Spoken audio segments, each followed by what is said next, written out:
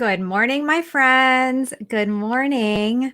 Give me a moment. I need to make sure that everything's kosher here in Facebook land.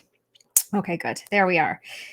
Good morning. Welcome back. EQ Skills Clinic. Our final EQ Skills Clinic before I take a little staycation, a little summer staycation. I'd love to know what are your plans as we wrap up the summer. Like last couple of weeks, I can't believe it. I always take the last week of August off so that I can putz around with my daughter. That's it's been our tradition for the last few years is the last week of August, I take off. We don't go anywhere necessarily. We take vacation typically other times of the year. Although this past year, I think we all know what the vacation situation has been for most of us. So we really haven't had much of that. But I always take that time off. We do some back to school shopping. We do a big purge of her bedroom and her closet and all the things. She's an 11-and-a-half-year-old that loves like journals and stationery and pens and stickers and all those sorts of things. So there's always a lot of that stuff hanging around our house. So it's our opportunity to sort of purge out the old and bring in the new for the fall. So anyway, I'm looking forward to that. And so this Thursday will be our final skills clinic just for the summer. We'll be back. I'm taking a break next week. And then I will be back with you guys in September. I can't remember the date, but the following Thursday in 2 weeks, I will be back with more content, more teaching, more emotional intelligence. We are so excited as a team for what we have in store for you this fall. We have already set the date for our next free training. It's another 5-day event. So if you are interested in that, Brianna, who is part of Team EQ, hit her up in the DMs and she will get you all hooked up and all set up as soon as we officially open registration for that event. I'm just having a quick look here at the comments. I'm starting my new role next Wednesday. My vacation time is winding down. All those things happening here with my 11-year-old. You know what? I don't know. I have a feeling I know who put this comment in, but Facebook's not showing me what your name is. I think I know who you are. Let me see if I can find it over here. If I can find your name, Krista. I thought it was you, Krista. I knew it was you. I know, it's crazy, right? It's absolutely crazy. If you guys might remember Krista. She was part of Team EQ and she will always be part of the EQ Lab. That's who made that comment there. So, well, ladies, I'm so happy to be here with you today. If it is our first time meeting, I know that we have a few new faces around here, and we're so grateful that you found us. We're so grateful that you've decided to join us here inside of the EQ Lab. I am so proud of this community. We have some incredible conversations inside of this group, inside of this community. It is an incredible group of women who are truly supportive, non-judgmental. It's a safe space. We are very committed to making sure that it is a safe space. And it's a group of women who have something really powerful in common. We are all really committed to not only developing our emotional intelligence skills and growing in terms of our emotional intelligence, but what I think is even more important is we are really committed to integrating our emotional intelligence skills into our day-to-day lives. Right? This is a place where we really do strive to embody the skills that allow us to truly show up as the absolute best version of ourselves. So I want to welcome you to this beautiful community of women. I will quickly introduce myself. My name is Dr. Shyamala. I spent couple of decades, 2 decades almost, practicing psychotherapy and practicing couple and family therapy. I have founded and grown an incredible team of clinicians at the Kiru Psychotherapy Clinic. We are a virtual clinic of incredible clinicians that serve individual couples and families. I also founded the Kiru Coaching Clinic, which is where we host the EQ Code. If you haven't heard about the EQ Code, it is my 6-month coaching incubator. It literally is an immersive incubator for high-powered women who are tired of getting in their own way and are absolutely ready to master their emotions. They are ready to communicate fearlessly, and they are committed to elevating all of their relationships, both personally and professionally. So if you have any questions about some of the beautiful work that myself and my team get to do in this world, let us know. You can send me a DM. You can send Brianna at Team EQ a DM, and we would be happy to answer any questions for you. I'm also a podcast host. Confessions of an Ex-Therapist is my podcast. And I would love for you to check that out. It is where I show up weekly with teaching as well. I have been a media expert for over a decade now. I'm a wife. I'm a very proud mom of an 11-and-a-half-year-old. And if you spend enough time with me, you will learn that my daughter truly is my why. Raising her and wanting to lead by example is truly what really propelled me and encouraged me to develop this type of programming specifically for women. The teaching that we do inside the EQ Lab is very, very specific to women and for women. On that note, today we are going to be looking at leadership skills. So, when I think about emotional intelligence and I think about the field of emotional intelligence, all the research, all the evidence, all the work that has been done within the area of emotional intelligence, in my opinion, emotional intelligence really became big and really showed up on the scene from a business perspective. We know that the top 10% of all leaders, the single thing that ties them together, the single thing that they have really mastered is their emotional intelligence. We know that 85% of our financial success is due to our ability to communicate, to negotiate, to lead, and to navigate our relationships. These are all skills related to emotional intelligence. And so while we do spend a lot of time talking about how to show up in our personal lives, emotional intelligence it's like absolutely critical. It's so foundational to our professional lives. It is, in my opinion, the number one predictor of our success professionally. And so inside a lot of our programs, we work with a lot of clinicians, practitioners, entrepreneurs, business owners. We work with a lot of sales leaders. And so if you are joining us and one of those categories seems to fit, let us know, reach out to us, send us a DM. Let us know if you are a business owner, an entrepreneur, a clinician, a practitioner, a coach. So we work with a lot of people inside of the Career Coaching Clinic that are really invested in developing their leadership skills because they understand that their leadership skills, their emotional intelligence skills have a direct impact on their bottom line. Okay. And I would actually say our emotional intelligence skills has a stronger and more direct impact on our bottom line than our strategic skills, right? Our strategic or technical skills. And that's what the research would show as well. So today we're going to be looking at leadership skills. And specifically what we're going to be looking at is a specific area of communication. We're going to be looking at criticism versus feedback. Criticism versus feedback. And I can't tell you how important it is to understand that these two ways of communicating are very different. They have a very different impact. Number one, on how we feel personally inside of a conversation.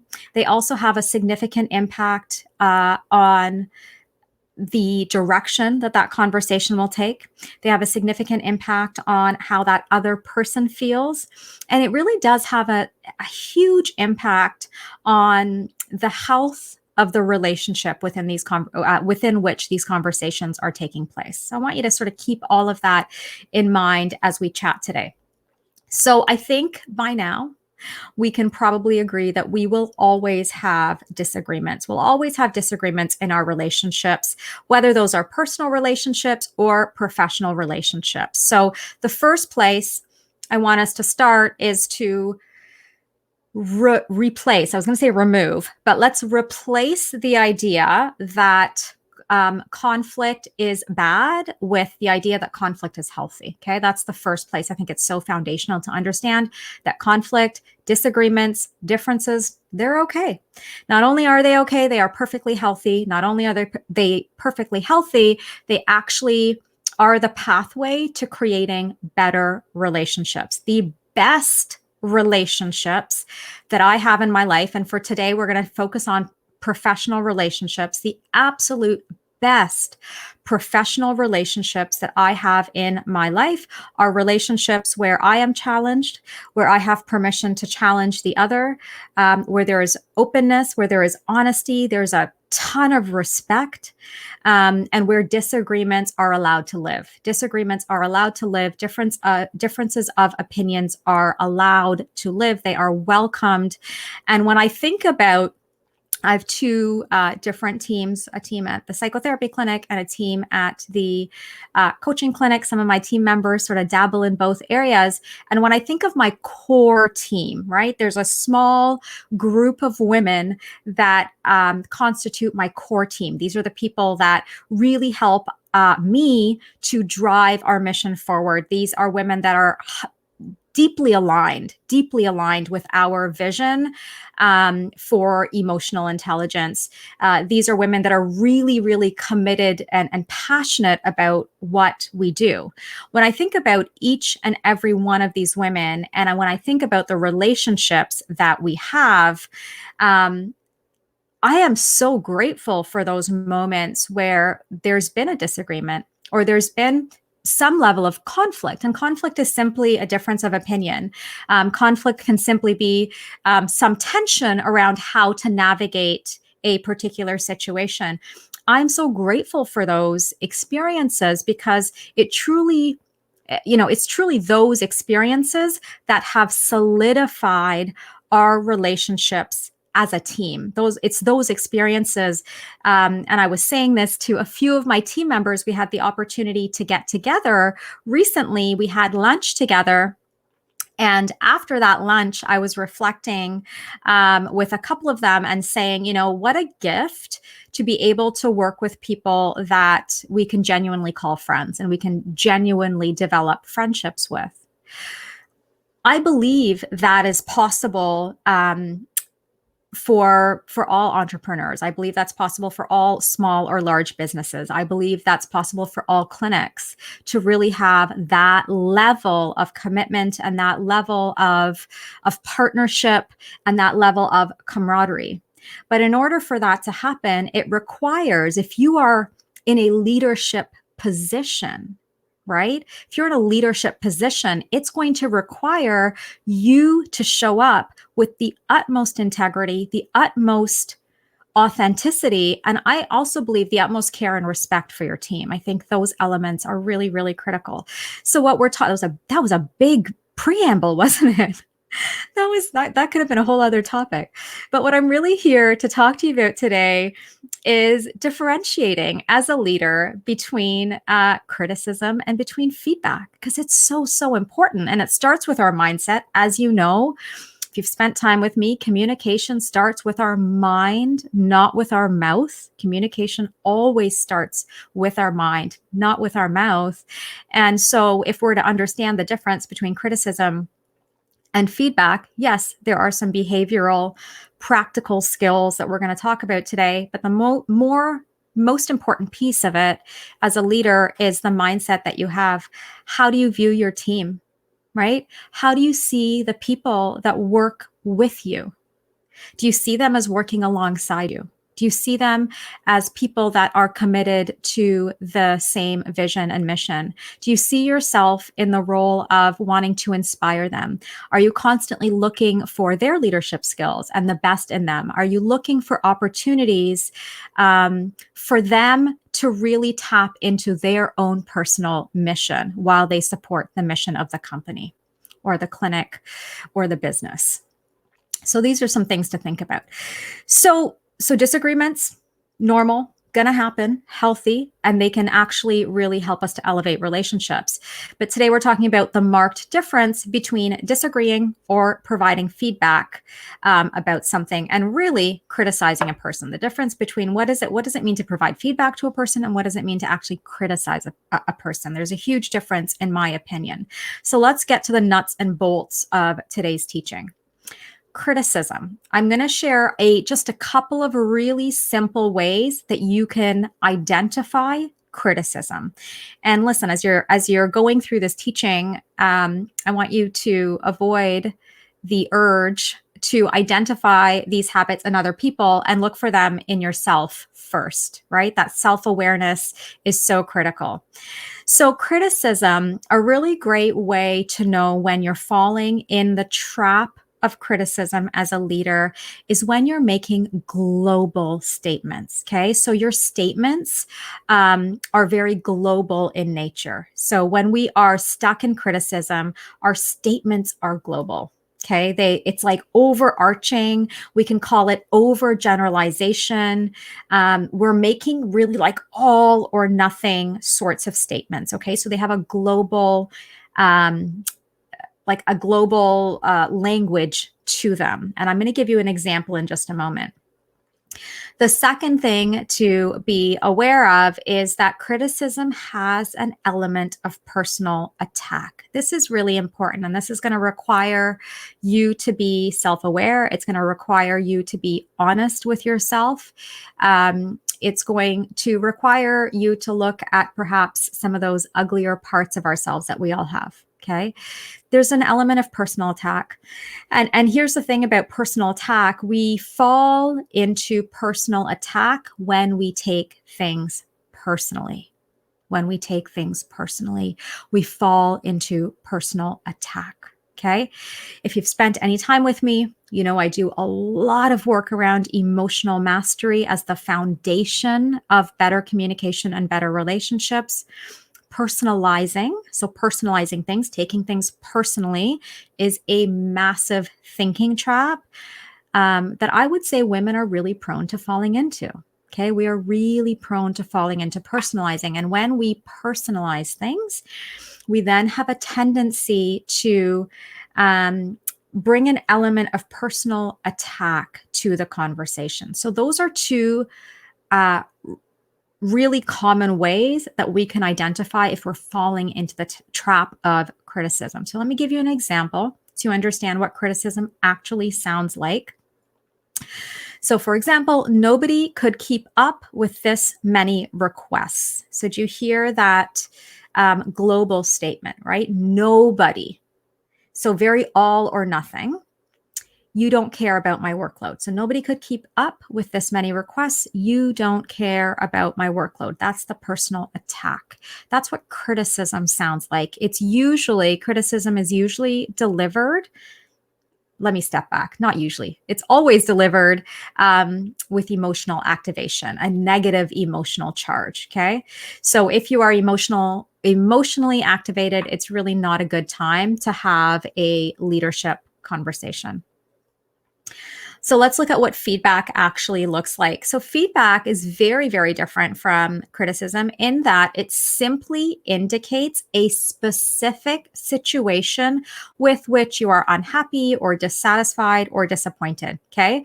So feedback it's specific. It looks at a specific situation with which you're struggling, you're unhappy, you're dissatisfied, you're disappointed. It's very concrete and direct. That's the second thing about feedback.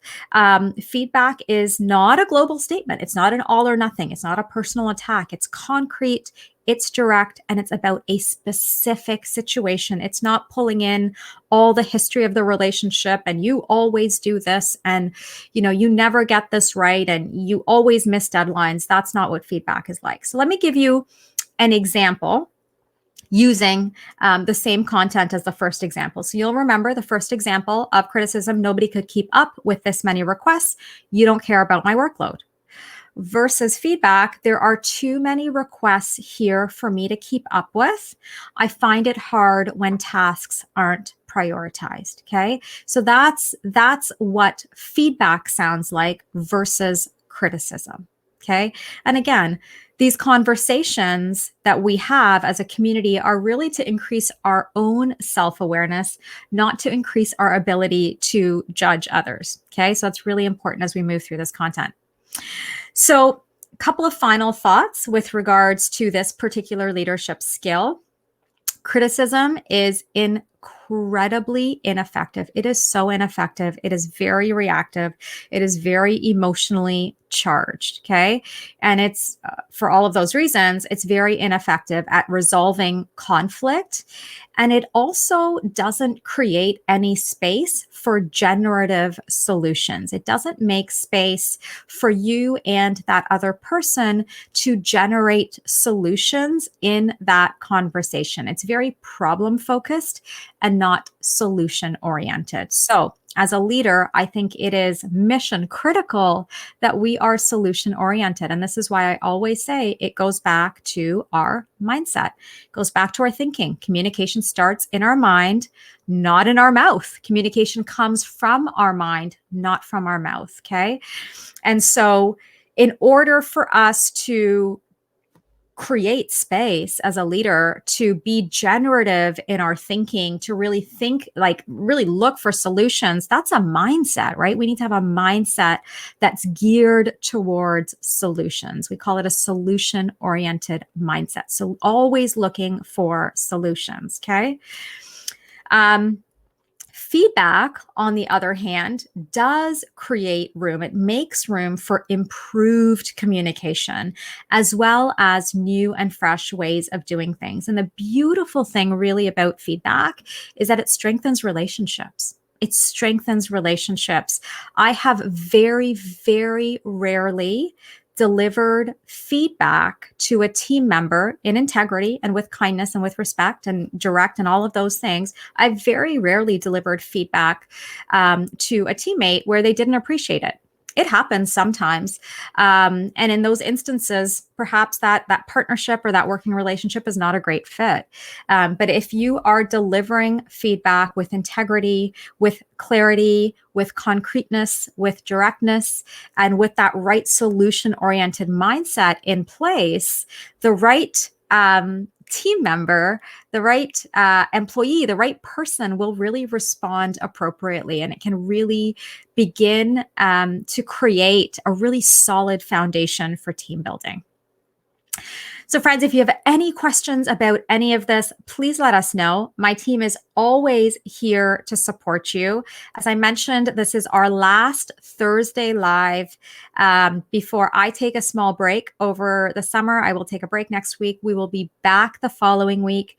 This fall is going to be so beautiful. We are so, so excited about what we have in store. As I mentioned, we have another 5-day event coming up for you at the end of September. If you have attended our 5-day events in the past, if you are brand new here and you're like, what is this 5-day event? It is training that we deliver that is so transformative, and it is our gift to you. It is completely free. We do these trainings every 2 or 3 months, really depends on what we have on the docket and what other things we have going on as a team. But this is training that we feel really passionate about. It is solid, evidence-based, science-backed training. I deliver all of the training personally. It's 5 jam-packed sessions for you. Happens live. We give you access to the recording. There's a beautiful workbook. My team is in the DMs with you to support you and to ensure that you get an absolute win by the end of our 5 days together. In fact, most people experience a breakthrough after session number 2. So if you are interested in this, if you are interested in joining us this fall to really reset, rewire, reprogram your mindset, to really learn how to communicate fearlessly, to negotiate your boundaries like an absolute boss, if you are looking to really dial in those emotional intelligence skills, hit up Brianna in the DMs. She will make sure that you are on our list. She will get you registered and make sure that you have everything you need to have an absolutely successful experience with us. My friends, happy last couple of weeks of summer, last couple of weeks of August. I hope that you're taking some downtime. I hope that you are taking care of yourself. And I hope that we all come back to the fall feeling refreshed and really, really excited about next steps. Have an amazing day, guys.